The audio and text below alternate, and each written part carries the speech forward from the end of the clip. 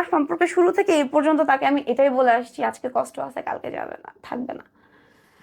আমি মাঝখানে আরেকটা কথা বলি, আমি বাবা মার একমাত্র মেয়ে ছিলাম, খুব আদরে বড় হয়েছি, কিন্তু এমনও গেছে ওকে বিয়ে করে আমি ছিঁড়া কাপড়ও পরছি। ওকে বিয়ে করে আমি ব্র্যান্ডের শ্যাম্পু ছাড়া ইউজ করতাম না, এমনও গেছে ওর বাসায় যখন আমি ছিলাম মাথায় সাবান দিয়েছি, আমার অভিযোগ ছিল না কোনো। কারণ আমি অনেক জেদি প্রকৃতির ছিলাম বিয়ের আগে, আমার বাবা মার যেহেতু একমাত্র মেয়ে, কিছু না পেলে জিদ করতাম। সেই মেয়ে ওকে বিয়ে করার পর এমনও গেছে যে কোনো কিছুর জন্য আমি আবদার করি নাই, আমার শুধু একটাই কথা ছিল যে আজকে হয় নাই কালকে হবে।